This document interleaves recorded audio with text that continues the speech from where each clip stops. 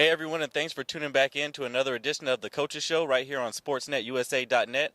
Avery Jordan here with my partner Richie Melgoza, and we're here to bring you some more of that Fullerton College football fire this week. So Fullerton College is coming off one of its biggest victories of the season, 75-16 against Riverside City College in the SCFA championship game. So they're SoCal champs 2 seasons in a row, and now they're going on to the state and national championship game in Sacramento City College, and that's going to be on December 9th against College of San Mateo. All right, I'm here with Coach Austin, coming off an amazing win today here at Whittier College in the SCFA SoCal Championships. You guys are headed to NorCal to face off against the winner of the game tonight. How do you guys feel going into this game? It feels awesome. A long off season of hard work. It seems like everything went our way today. Our guys were inspired all week. Great week of practice, great preparation. And just like we said, when we play well, everybody eats. So everybody got in there. We got a couple guys, third-string guys getting interceptions and making plays. So everybody enjoying it. And we came together as a family today and got that win. FC Life, that's my baby. Is this the same flavor of offense you want to see in 2 weeks on December 9th up in Sacramento? We want it. We got to want it. I mean, it's the only game left to play now. We told them before this week, that it's only 2 teams in Southern California playing football. So you get a rest in 2 weeks, you'll play for a national championship. What do you tell your guys going into this next game? There's one game left, and it's the biggest game of the whole season, the one game that matters the absolute most. What do you tell your guys going into this next game? Stick together, keep doing what we've been doing, being a family, and playing our brand of football. If we play our brand of football, it's gonna be hard for anybody to beat us. I don't care what level you on. We just stick together, do what we're supposed to do, and then it's all gonna work itself out. So we're going up north. That's been our goal. Go up north. So we going. I'm here with Coach Max Silver, linebacker coach for the Hornets. Coach Silver, you're coming off that victory this past week against College of the Canyons. You guys got to the quarterback about 3 or 4 times, but this next week is definitely about to be a challenge going up against Mount Sac.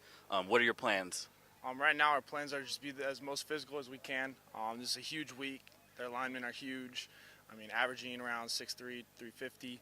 So they're big guys, so we got to be coming out physical and coming out strong and coming out ready. In the air, you can bet that Mount Sac is going to game plan to try to stop these Hornet receivers and rush Kane Wilson and Ladarius Skelton into making quick plays and quick decisions and keeping them in short yardage situations.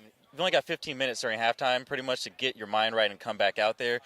That's unfamiliar territory for the Hornets all season. Look at any game. They've only been down one other time, and that was to Grossmont in the first quarter when they were down 3-0. Hey, that's not too shabby, but if you look over at the Fullerton side, they've got Ladarius, they've got Kane Wilson, and they've got Johnny Foto, just waiting to be unleashed. And we saw what he could do last week. He had about 138 yards, I believe, last week. In the air, it's pretty good. This guy can start pretty much anywhere else that he goes. If he wasn't here at Fullerton College, there's so much talent here, it's easy to get overshadowed in the future. All right, I'm being joined by Coach Campbell, offensive coordinator. Coach Gerald Hewlett, this past game, 4 rushes, 16 yards and a touchdown. But on the flip side, 4 receptions, 93 yards and a touchdown, definitely showing his versatility as a receiver. Is that something that you plan to mix in this weekend against Saddleback? Well, it's always something that we do. Our running backs have to be able to catch. If they can't catch, they become defensive backs or linebackers. We ship them to the other side of the ball with Coach Crooks. But now, offensively speaking, you guys dropped 56 points or 58 points. A game. Has Fullerton played its best offense yet? Its best offensive game, or do you have something just laying in wait and you haven't been fully unleashed yet? I would have to say no, since we've had turnovers in every game. So I think if we don't turn the ball over, I think maybe that's a possibility. But I don't know. That's a great question. That's a very reporter-type question to ask a coach. But I think if we don't turn the ball over, we'll be effective and efficient. And hopefully we haven't played our best. I guess that's the answer. So. Welcome back to another edition of your favorite sports show, The Coaches Show, right here on SportsNetUSA.net. I'm Avery Jordan, and we'll be joined by my partners, Ryan Osborne and Richie Melgoza, a little bit later. But to recap this weekend, Fullerton College got a chance to get the monkey off their back and get revenge against their rivals in Saddleback College and defeated them 56-35. So now that the Hornet Empire has had a chance to strike back against Saddleback, they now go up against the likes of Palomar on Saturday. All right, I'm here with Jacob Jones. Jacob, your freshman DB for the Fullerton College Hornets. You got your first start. How does it feel? It feels good to be out there, man. I love being out there with my teammates. We we started off a little shaky, but we're coming along together as a real team, as a real group, and it feels good, man.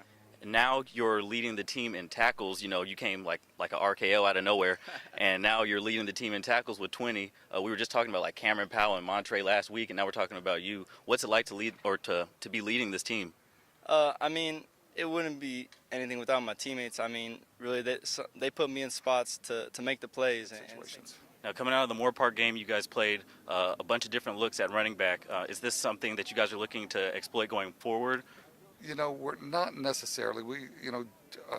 Hopefully we see Gerald get a lot of carries and a lot of yards and stuff like that. I think he's our number one back right now. I think there's some guys that can really help us out in that area. And what do you think it's going to take for you guys to kind of break through that mold and get to the next level and play, outstanding Hornet football that you guys are looking to do? You talk about the offense, looking at last year, 2016, when they won the national championship and they only lost one game. They had some legendary people on their squad, and they're outperforming that team this year. Yeah, and you were talking about it earlier, Avery, before we went on the air. 70 more yards this year per game they are averaging over last year. All right, now this week we've got a bunch of offense for you, a bunch of offensive interviews. We've got Coach Gardner. We've also got Juan Cuevas, the athletic trainer, and we've got Ladarius Skelton. So let's get out to the field and check in with those guys. And we talked to Gardner and we talked to Skelton off camera, and both of them agreed, Skelton's playing like this, and he hasn't even gone full Super Saiyan yet. This isn't even him at the height of his powers. They said he hasn't even been released, really. And, with all the stats that you just mentioned right now about how well he's doing, that's kind of scary for other teams to think that, this guy hasn't even shown his final form. And proven they need to get their conference record up so that they can make the postseason, because that's the overall goal.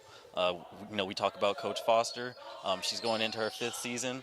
Last time that she was in the postseason was in her 2nd season coaching in 2014, 2015. And then they lost in the first round to Ventura. If you look at their schedule last season and the scores that they were getting, if they didn't score, just about 60 points or more in the game, they're losing that game, especially when you got good teams like Cypress who can put up a bunch on you and Saddleback who can put up a bunch on you. It's a really deadly conference for them right now. And they had the top 2 scorers in the state. They had Hannah Thompson, putting up 24.5 points a game. And then there's Melissa Daly putting up 26.2 points a game. That's a lot of scoring. And hey, that's a great record. But then again, you look at who they lost to. They lost to literally everybody that mattered. They lost to Foothill 3 times. They lost to San Francisco twice. And they lost to Fresno City twice. And speaking of Fresno City, that's the other team that's really got something to prove. Now you're going into your 2nd year of being a head coach. You had a ton of success last year. You guys were 24-7 last year, 8-2 in conference. I mean, that's spectacular. From a coaching standpoint, what made you so successful? Really good players with really good attitudes that love competing. We had 6 guys get scholarships from last year's team, from all the way from Division I, Division II, and NAI. And do you think that last year's success can be not only replicated but improved and built upon? I think so. I really like the group of guys that we have, and we don't focus on last year and what we did and trying to be better. We just focus on trying to compete and be the best team we can be in March. We want to be. Well, you guys were great even before March. You guys went on like an 8-game win streak, I believe from January to February. Like that whole month span just belonged to you guys. How do you get the team to just perform so well like that?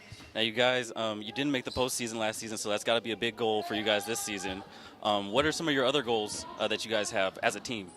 Do you see anyone really giving you any trouble? Because I know you guys did lose to Saddleback. That was out of conference, though. You guys lost to them in in a different tournament. Yeah. Now, you mentioned the rehab protocols and the different plans and programs. How hard is it to put one of those together? Do you meet with physicians as well to try to put those together, or is this all something that you guys create? It's something that we create, with our experience. That's kind of through our education. That's part of the deal. You learn to not only evaluate the injuries, but also to set up rehabilitation programs. Well, some people really don't know, how important your job really is.